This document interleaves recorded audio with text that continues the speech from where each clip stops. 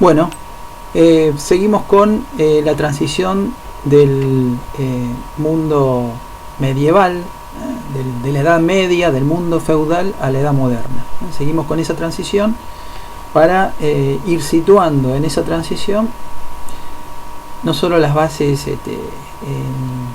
materiales y socioeconómicas del mundo moderno, sino también las bases culturales y dentro de todo ese entramado el pensamiento filosófico.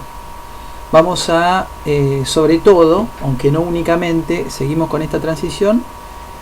Si en la clase anterior nos centramos en los cambios económicos, básicamente en los cambios económicos que desarrolla García Orza en la introducción a método y poder político, método científico y poder político. Ahora vamos a trabajar bien en los niveles político, científico, filosófico, sin olvidar el nivel económico. La bibliografía que vamos a tomar es la misma de la clase anterior. Yo la voy citando, pero muchos de ellos, por ejemplo, del capítulo 24 del Capital, del Capital tomo 1, ya lo trabajamos la clase pasada. García Orza, método científico y poder político, todas las clases que estoy dando es como una ampliación del texto de García Orza. No, García Orza trabaja varios autores, trabaja Marx, trabaja autores de la modernidad temprana, como Francis Bacon, René Descartes, trabaja otros autores que vienen más del pensamiento político, como John Locke, como Thomas Hobbes. Así que lo que vamos a hacer acá es una ampliación de algunos de los temas de García Orza. Vamos a trabajar sobre todo en esta clase y la que sigue y la otra a Descartes. Vamos a trabajar meditaciones metafísicas, vamos a trabajar el discurso del método, estas clases digamos articulan el texto de Descartes al texto de García Orza. Este texto de Federici y Silvia, Calígula y Bruja, la vamos a ver más adelante. Vamos a tomar algunas cosas hoy de José Pablo Feynman, La filosofía y el barro de la historia, ¿no? Este texto de José Pablo Feynman. Vamos a tomar en cuenta en esta clase y la que sigue meditaciones metafísicas y el discurso del método de Descartes. Y vamos a tomar también algunas cuestiones de otros pensamientos de otro pensador que inaugura la modernidad, incluso antes de Descartes, ¿no? Este pensador italiano, Nicolás Maquiavelo. Discurso sobre la primera década de Tito Livio, de un autor que habla de Maquiavelo que se llama Raúl Fernández Vítores, del siglo XX. Y para la cuestión del contexto socioeconómico que lo seguimos trabajando, un texto de Giovanni Arrighi, La globalización, la soberanía estatal y la interminable acumulación de capital. Bien, René Descartes. Esta es la frase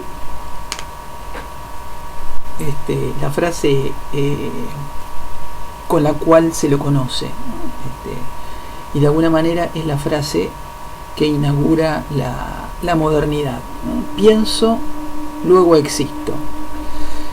Esa frase es fundamental, es un eje fundamental para trabajar no solo las meditaciones metafísicas, sino el discurso del método. Para leer tienen las meditaciones metafísicas. Eso vamos a hacerlo vamos a hacerlo por partes, como diría Descartes. Vamos a hacerlo por pasos, vamos a hacerlo por partes. Eso tiene que ver con una de las reglas del método, el hacer algo por partes, por pasos. Pero al final de todo ese desarrollo vamos a trabajar una cuestión que no lo dice Descartes, pero es algo que se ha desarrollado bastante en el siglo XX, ¿no? Que lo ha desarrollado pensadores por fuera de la filosofía, pero conectados a la filosofía, como Sigmund Freud, o Lacan, o el psicoanálisis en general. Pienso, luego existo, correcto. Pienso, existo, pero ¿soy yo el que piensa o algo piensa por mí? ¿No? Podemos constatar, es fácil constatar que estamos pensando, pero ahora, ¿pensamos nosotros o alguien piensa por nosotros? ¿Quién es el que piensa cuando se está pensando, ¿no? Esa cuestión la vamos a ver más adelante. ¿Quién es el que piensa cuando se está pensando? ¿Es el yo? ¿Es digamos un lugar en el que no se es consciente pero se está pensando, ¿no? Aparece ahí la noción de inconsciente. Eso lo vamos a ver más adelante entonces. Dice un autor que se llama Immanuel Wallerstein que el sistema capitalista es el único sistema que pudo abarcar al mundo entero, ¿no? Las formaciones socioeconómicas anteriores tenían una localización geográfica específica, es decir, el feudalismo es propio de Europa.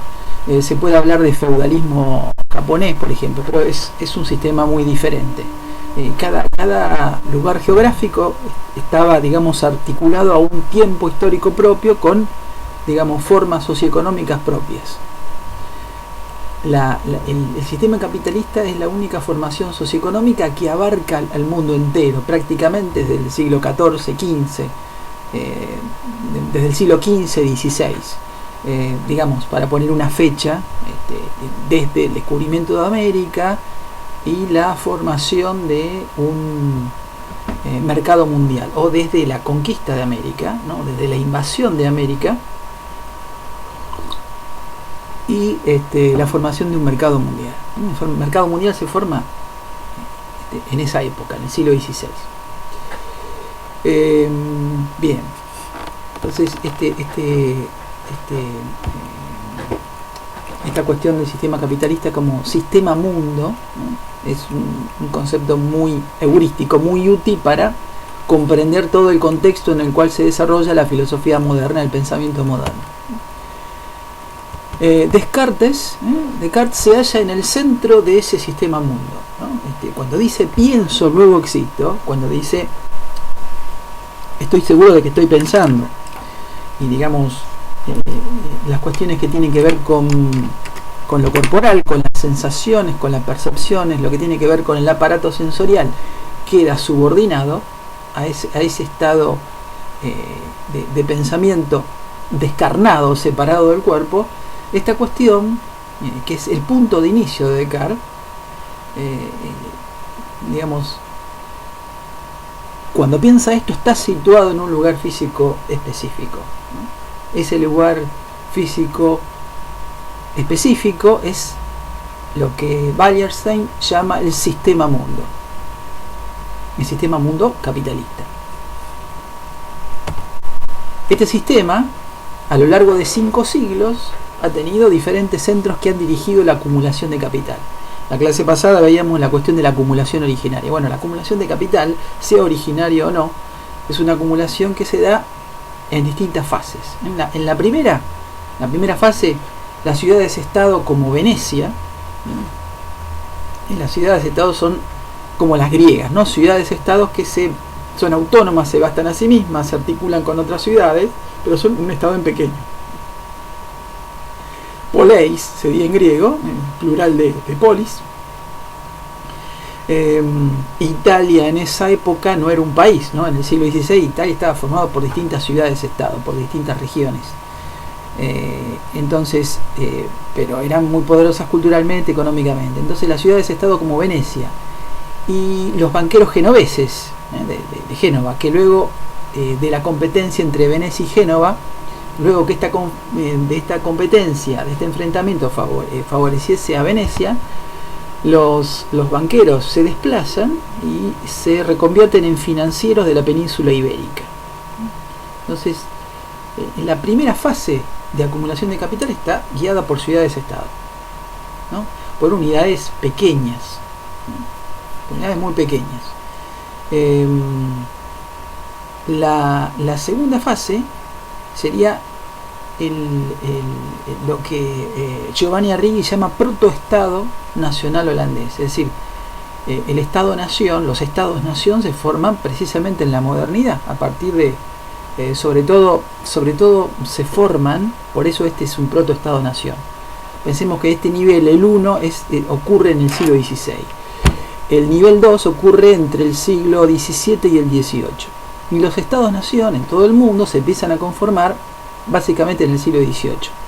A partir de la Revolución Norteamericana de 1776, de la Revolución Francesa de 1789, en nuestro caso, y lentamente a partir de la Revolución de Mayo de 1810, pero el Estado-Nación argentino termina de conformarse a fines del siglo XIX. Entonces, los Estados-Nación son estados que, como diría un sociólogo alemán, Max Weber, poseen el monopolio de la violencia política legítima, ¿no? El monopolio de la violencia, es decir, el Estado, el ejército, la policía, controlan ese monopolio de la violencia que es legítima, que está legitimada por el Estado. Bien, hay una concentración del poder entonces, una concentración del poder político. Este proceso de concentración del poder político, del desarrollo de un mercado no solo mundial, sino de un mercado interno, conectado a ese mercado mundial, a muchos estados-nación con sus mercados internos conectados al mercado mundial, esa concentración de poder político y económico en cada estado, se va desarrollando a partir del siglo XVIII. Y cada uno de esos estados-naciones está articulado a su vez a un mercado mundial, ¿no? Esta es la estructura de la modernidad, que ahora está en duda o está de alguna manera está debilitada por el proceso de globalización, de financiarización, por lo menos este es el discurso actual, Vox Populi, sobre estas cuestiones. Entonces el Estado Nacional holandés es un protoestado, es casi un Estado nacional, es uno de los primeros. Entonces el protoestado nacional holandés, formado por varias provincias, esta República de los Países Bajos, formada por varias provincias, una de ellas, la más importante, es Holanda. Este protoestado nacional holandés y sus compañías de navegación, ¿no?, forman la segunda fase de acumulación del capital. La segunda estructura es más diversa y más compleja que la primera. O sea, a medida que el capitalismo transita de fase a fase, la fase que lo dirige, el organismo que la dirige, el núcleo que lo dirige, cada vez es más complejo y se extiende más. Luego viene el Estado-Nación inglés, que es un imperio ya directamente, un imperio formal con redes mundiales informales de negocios. Y el cuarto nivel, que podría ser el de ahora, Estados Unidos como potencia de alcance continental, articuladas a corporaciones transnacionales y redes de bases militares en el exterior. Entonces hay centros, el capitalismo cambia de centro constantemente, ¿no? El capitalismo acumula capital y cambia de centro constantemente. Descartes está acá, en el nivel 2, en esa época, en el siglo XVII. Cada uno de estos centros es reemplazado por otro de mayor alcance, escala y complejidad, dice Giovanni Arrighi, que escribió un libro que se llama El largo siglo XX, en el 2007. Descartes se halla pensando e investigando, digamos, todas las investigaciones y las reflexiones de Descartes son en el centro del mundo capitalista del siglo XVII, que son las Provincias Unidas de los Países Bajos, especialmente en una de estas, en Holanda. Ahí Descartes desarrolla, comienza a desarrollar la parte nuclear de su pensamiento. Descartes se establece en Holanda a partir de 1629 y allí escribe, entre otros estudios, el Discurso del Método, publicado en 1637, y si ustedes se fijan, en García Orza hace un breve resumen del Discurso del Método, que lo vamos a tomar en la clase que viene, ¿no? Siglo XVII, Discurso del Método, 1637. Se establece en Holanda en 1629. Se establece en el centro del mundo, o sea, en la región que estaba llevando adelante el sistema capitalista. En la modernidad, el hombre se sitúa, dice José Pablo Feynman, ¿cómo podemos definir la modernidad? O sea, hasta ahora hablamos de la modernidad en términos socioeconómicos, hablamos de del desarrollo de un mercado mundial. Se supone que si hay un mercado mundial a partir del siglo XVI, antes no lo había, antes había mercados fragmentarios, ¿no? El mercado tenía otras características muy diferentes antes de la modernidad. Entonces, mercado mundial, desarrollo de los estados-nación que implicaban un proceso de concentración política y económica que daba como resultado el mercado interno. Precisamente el mundo feudal es un mundo donde el poder no está concentrado, ¿no? El poder está disperso. El poder está disperso entre el emperador, los distintos señores feudales, que a su vez de alguna manera compartían el poder en cierta manera con sus subordinados de la misma nobleza. Entonces es un periodo de fragmentación política, y el periodo de la modernidad de concentración política. Pero acá José Pablo Feynman, en un libro que se llama La filosofía y el barro de la historia, plantea que en la modernidad el hombre se sitúa como sujeto del conocimiento y de la historia, ¿no? Empecemos a pensar esta frase pienso luego existo, como una frase que tiene que ver con esto, como situarse como sujeto del conocimiento y de la historia. En contraposición a este periodo, el periodo medieval es de una edad de la espera. Uno está esperando algo, ¿no? ¿Qué quiere decir esto? Bueno, que la filosofía medieval, construida entre Aristóteles y Santo Tomás de Aquino, la filosofía medieval construida entre el cruce de Aristóteles, un autor pagano, ¿no? Que no le prestaba mucho atención a la religión auspicial griega. Entonces, esa filosofía medieval construida entre un Aristóteles ya muerto, ¿no? Aristóteles, los textos de Aristóteles, algunos textos de Aristóteles, y autores medievales, y el cristianismo medieval, ¿no? Se construyó un entramado intelectual y confesional de la Edad Media. Este periodo es el periodo de la espera, de una ralentización de la historia. La historia se torna más lento, ¿no? Se torna lenta, transcurre lentamente, plantea Pablo Feynman. Sería discutible. Lo que no es discutible es que en la modernidad la historia se acelera mucho más. ¿Por qué la historia transcurre más lentamente? ¿Por qué se ralentiza? Bueno, dice Feynman, y no solo él, porque los hombres depositaron la tarea de hacer la historia en la divinidad.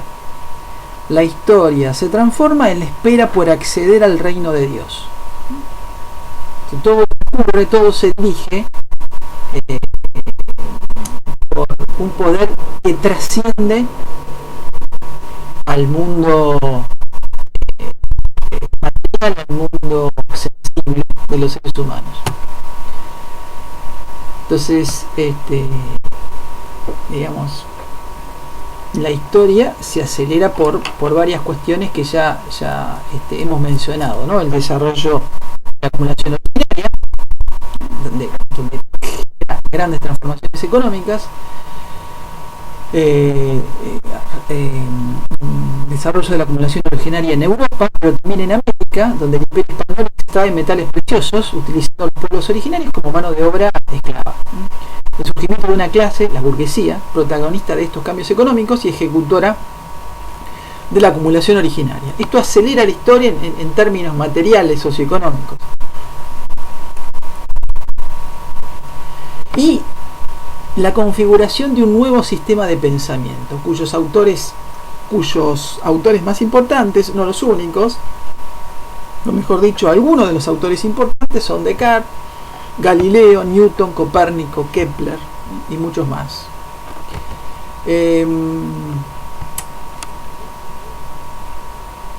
Con estos autores se termina la edad de la espera, ¿no? Con estos autores el proceso de pensamiento ya no está anclado a lo divino, ya no está anclado a lo trascendente, sino está anclado a lo inmanente, inmanere, lo que es ¿no? Está anclado al mundo, a lo que Platón llamaba el mundo sensible, no al suprasensible, ¿no? Es como, si ustedes leyeron bien la cuestión de la alegoría de la línea en la República, en el libro 6, y después en la introducción de Conrado Eggerslang, acá el conocimiento más importante se va a trasladar no a ese mundo suprasensible, sino al mundo un conocimiento matemático. En esto van a concordar estos autores con Platón. Va a ser un conocimiento prácticamente matemático, pero centrado en el mundo sensible. En el caso de Descartes, propone una forma de pensar e investigar desligada de la tradición aristotélica cristiana. Es el pienso luego existo, está relacionado también a otras cuestiones compartidas por otros autores, que es observar, pensar pero también observar. O sea, la verdad en la antigüedad estaba centrada en la palabra oral, ¿no? Pensemos en la palabra de Cristo, o en la palabra escrita, lo que está escrito, la Biblia, un texto sagrado o un texto de derecho romano compilado en la Edad Media, ¿no? Está en lo que está escrito y en lo que está dicho, pero en la modernidad está en lo que se ve, en lo que uno, por ejemplo, Adam Smith en La riqueza de las naciones, en el siglo XVIII, plantea: he visto funcionar lo que yo planteo en este libro, lo he visto funcionar en una pequeña manufactura, en lo que se ve, en lo que se puede observar. Entonces los autores de la modernidad van a centrar el conocimiento en la observación. Por ejemplo, en la Edad Media, en muchos casos, si bien Aristóteles es un autor fundamental, genial,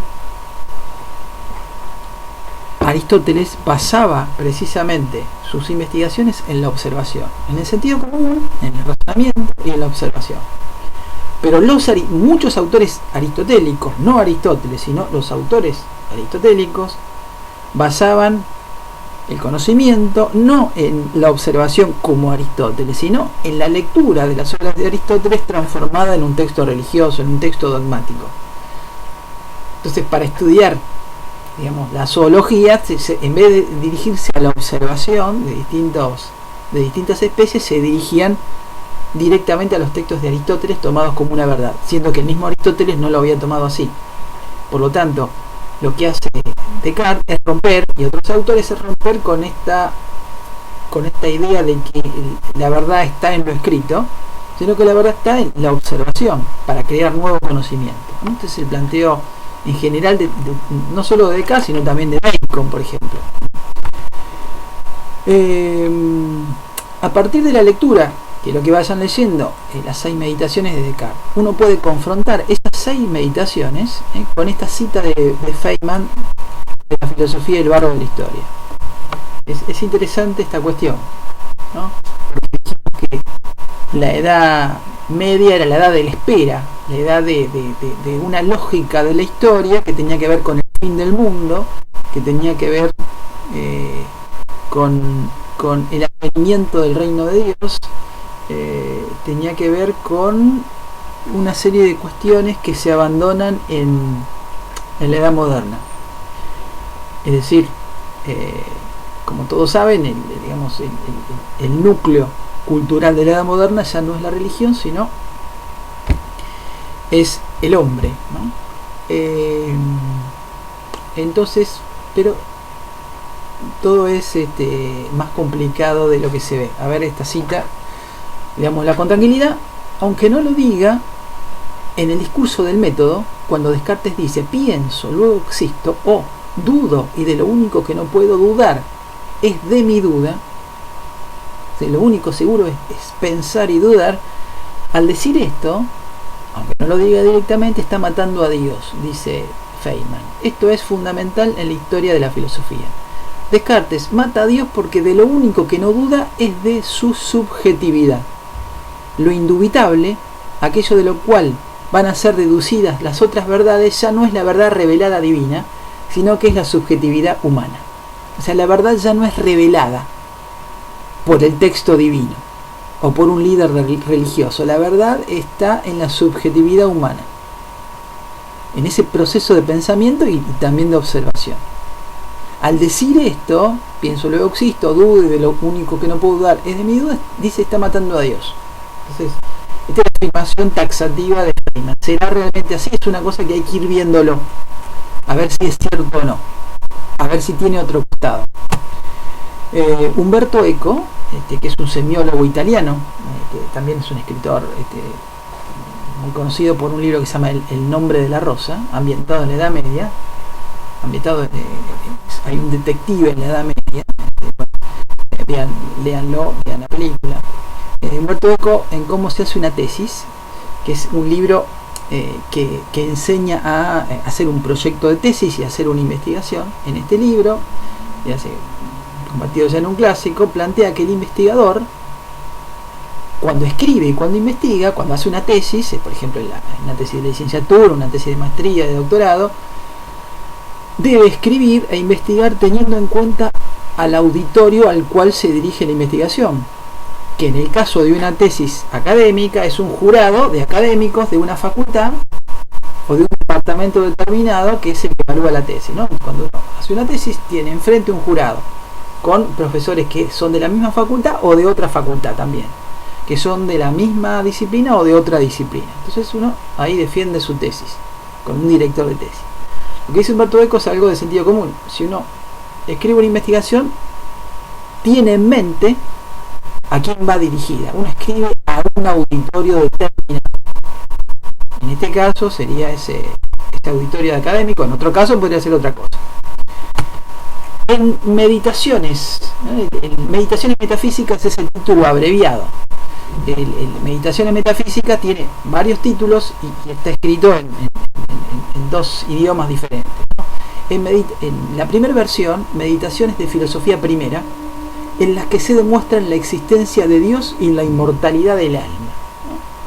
Fíjense, Feynman dice, Descartes mateó a Dios, pero acá, en el primer título, es de una edición en latín de 1641, dice Meditaciones de Filosofía Primera, en las que se demuestra la existencia de Dios y la inmortalidad del alma.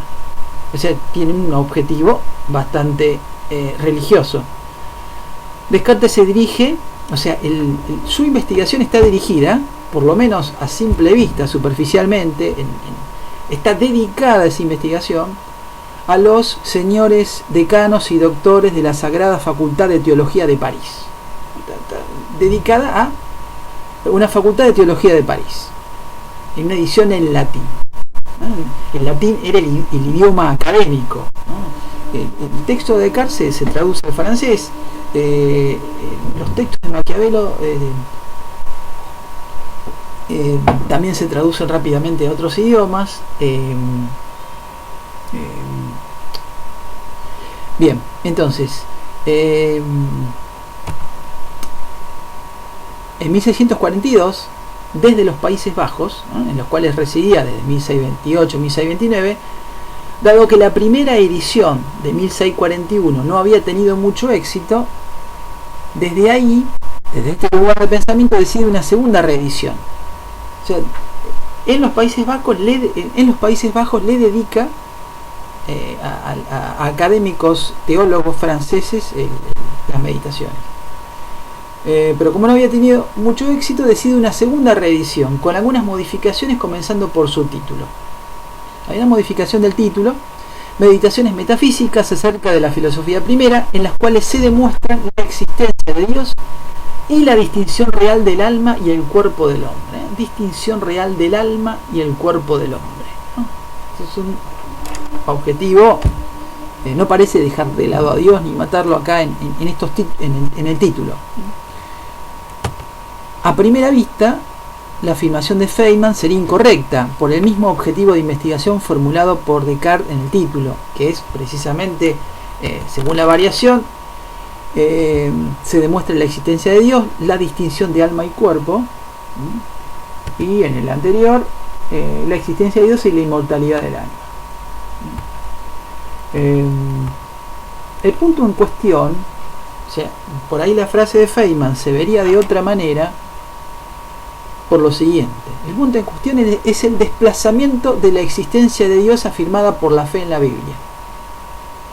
O sea, la existencia de Dios hasta Descartes era una cuestión de fe, ¿no? Era una cuestión de creencia. Lo que hace Descartes es atreverse a demostrar la existencia de Dios más allá de la estructura cultural, dogmática e institucional del cristianismo. O sea, hay un acto de arrojo en el cual es el sujeto no el que cree, sino el que demuestra la existencia. Demuestra la existencia más allá de lo que plantea el texto sagrado. Entonces ya deja de creer en el texto sagrado, deja de creer en la verdad revelada. O sea, la creencia de Dios sería una verdad revelada por los profetas o por la Biblia, por el texto sagrado o por sus profetas. Es una verdad revelada. Lo que hace Descartes acá es buscar la verdad por sí mismo. Ya no es una verdad trascendente, sino inmanente. Busca esa verdad por sí mismo. En este sentido podría decirse que mató a Dios, digamos, le dio un giro mucho más fuerte que si fuese ateo, digamos, por decirlo así. Descartes aparentemente era creyente.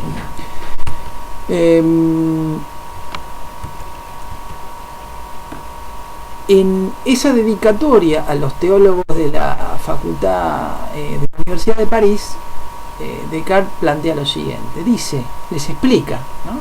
Porque si bien es cierto que a nosotros los creyentes, él se pone como creyente, porque si bien es cierto que a nosotros los creyentes nos es suficiente creer por fe que hay un Dios y que el alma humana no muere con el cuerpo, o sea, como a nosotros los creyentes, Descartes y los teólogos de la Universidad de París,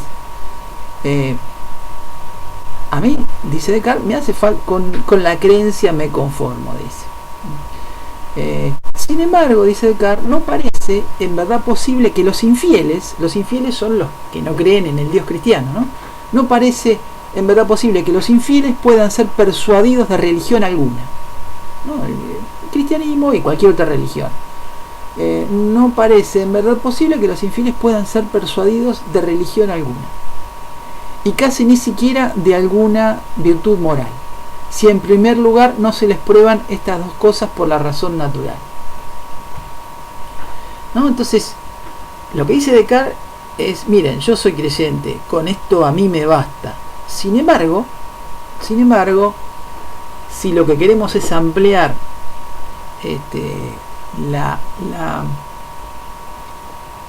el número de adscriptos religiosos, si queremos ampliar el número de gente que está convencida de la creencia en Dios, vamos a tener que demostrárselo. O sea, está planteando la utilidad de sus meditaciones. O sea, hay que probar dos cosas por la razón natural. La razón natural es un proceso de reflexión independientemente de lo que diga la Biblia. Entonces hay que probar dos cosas. Si queremos ampliar el número de creyentes, el número de fieles religiosos, más que creyente, porque se tiene que convencer por la razón. Si queremos ampliar el número de fieles religiosos, tenemos que probarle dos cosas: que hay un Dios y que el alma humana no muere con el cuerpo. O sea, que hay un Dios y que el alma humana no muere con el cuerpo. Es preciso para los infieles una demostración por la razón natural, es decir, una demostración extra religiosa. O sea, la demostración no es por una hermenéutica, por una interpretación del texto religioso, sino es por una demostración racional. Entonces dice Descartes, y dado que en esta vida se proponen con frecuencia mayores recompensas por los vicios que por las virtudes, pocas personas preferirían lo justo a lo útil si no fueran refrenadas o por el temor de Dios o por la esperanza de otra vida. No está diciendo, nuevamente está subrayando la utilidad de la religión. Está diciendo, bueno, dado que, digamos, las personas se guían no por lo justo, sino por lo útil. Es decir, se manejan no por el deber ser, sino por la praxis, por un sentido práctico. Entonces, se van a ser más respetuosos si son temerosos de Dios. No van a cometer delitos si son temerosos de Dios. Se van a portar mejor, van a estar más controlados si temen a Dios, o si pueden ser premiados en otra vida. Entonces tiene una utilidad social la creencia en Dios.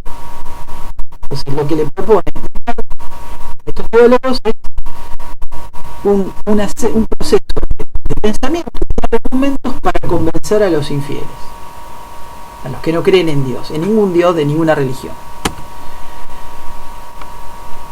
Entonces dice, ¿no? Subraya todas estas cuestiones, y aunque sea absolutamente verdadero que hay que creer que hay un Dios porque así lo enseñan las Sagradas Escrituras, y por otra parte que hay que creer en las Sagradas Escrituras porque provienen de Dios, y esto porque la fe, al ser un don de Dios, aquel mismo que otorga la gracia para hacer creer en las demás cosas, puede también otorgárnosla para creer que Él existe, ¿no? Entonces, hay que creer en Dios porque así lo enseñan las Sagradas Escrituras. Hay que creer en las Sagradas Escrituras porque provienen de Dios, y esto porque la fe, al ser un don de Dios, puede también otorgarnos la fe para creer que Él existe. ¿Qué está ocurriendo acá? Dice él que los infieles, pero en realidad es el mismo Descartes, dice que este es un razonamiento circular. O sea, creemos en Dios porque lo dicen las Sagradas Escrituras, y creemos en las Sagradas Escrituras porque son un don de Dios. Es decir, es un argumento circular, no es muy convincente para los infieles, dice Descartes, pero para él mismo. Entonces lo que él propone es otro proceso de reflexión diferente al proceso, a la argumentación dogmática, la argumentación religiosa, que sería circular para Descartes. Es decir, por un lado la religión, o la creencia en Dios, es presentado como un medio de control o regulación social para los que se guían más por las ambiciones, por las cuestiones prácticas, ¿no? Solo uno se porta bien, dice Descartes, pero también lo dijo Maquiavelo un siglo antes, si teme a un castigo divino, o a un premio divino. Entonces está planteando que la religión es un medio de control o regulación social. Esto que plantea Descartes de una forma más sutil, la plantea Maquiavelo en una forma desembosada un siglo atrás.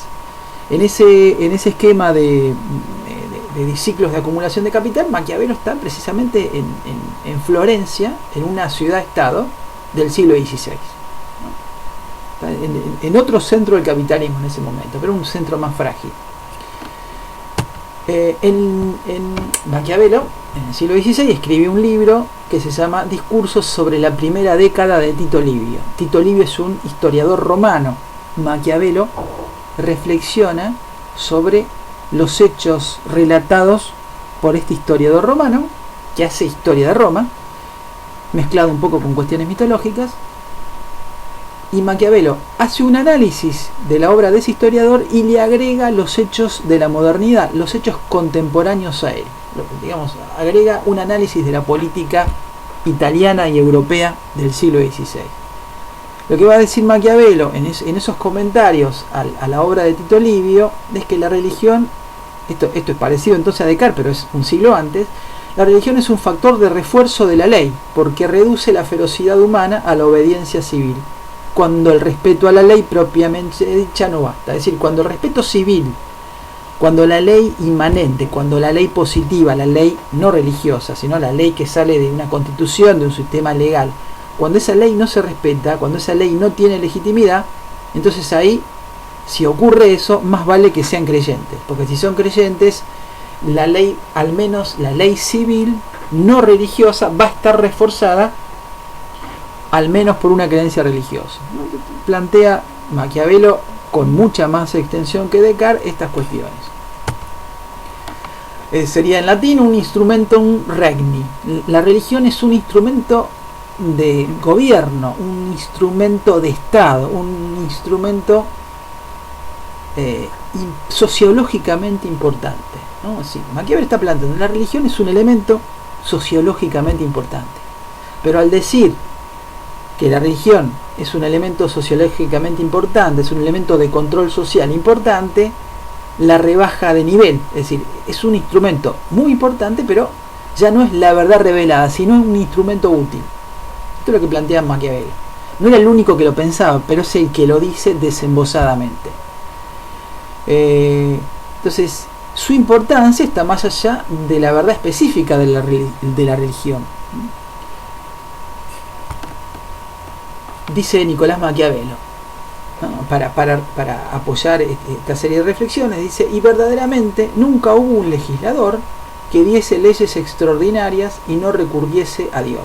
O sea, que diese leyes por primera vez y no recurriese a Dios, como dice en algún momento, más adelante dice como Solón, da el ejemplo de Solón, o de Licurgo, porque de otro modo no serían aceptadas, porque son muchas las cosas buenas que, conocidas por un hombre prudente, no tienen ventajas tan evidentes como para convencer a los demás por sí mismas.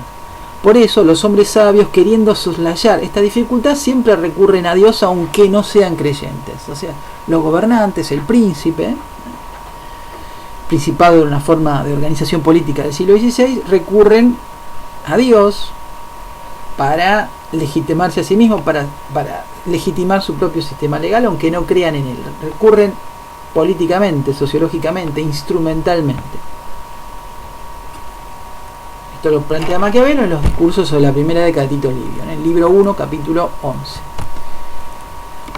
Lo que está insinuando Descartes a los decanos y doctores de la Sorbona, Francia, es el carácter de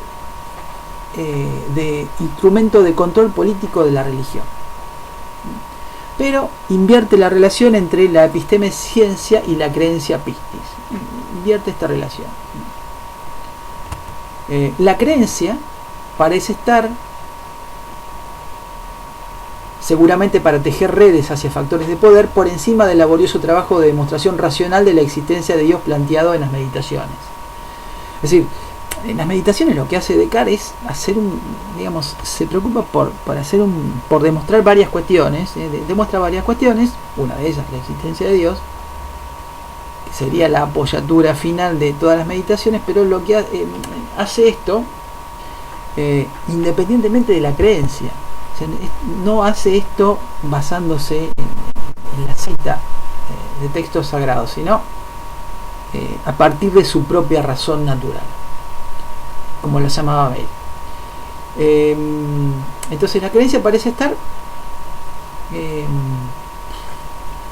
por encima del laborioso trabajo de las meditaciones, y el desarrollo de la razón natural parece estar como un instrumento de control de las masas descreídas que necesitan el acicate del temor para respetar a la ley civil. Es decir, lo que le dice a los doctores de la Sorbona, a los profesores de la Sorbona de esa época, que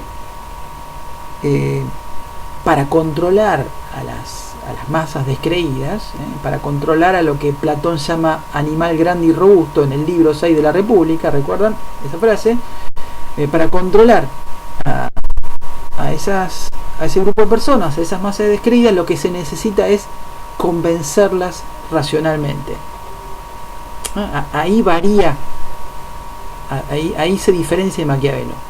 Maquiavelo plantea que a las masas hay que controlarlas por la religión, hay que incentivarles la creencia religiosa, porque reduce la ferocidad. O sea, lo que se le da a las masas se le estimula la creencia religiosa. Lo que va a decir Descartes, no, miren, lo que hay que hacer es convencerlos de que Dios existe para ordenarlos mejor. Pero el convencimiento no es por la creencia, sino es por la razón. Entonces lo que proporciona son argumentos racionales. En eso se diferencia Maquiavelo. En lo que se iguala es en el pensar que la religión es un instrumento de control social.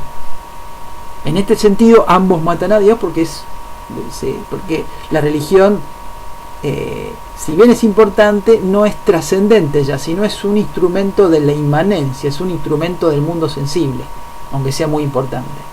La rebajan de nivel en este sentido. Pero la forma de convencer en Descartes es por argumentos racionales y en Maquiavelo por la creencia.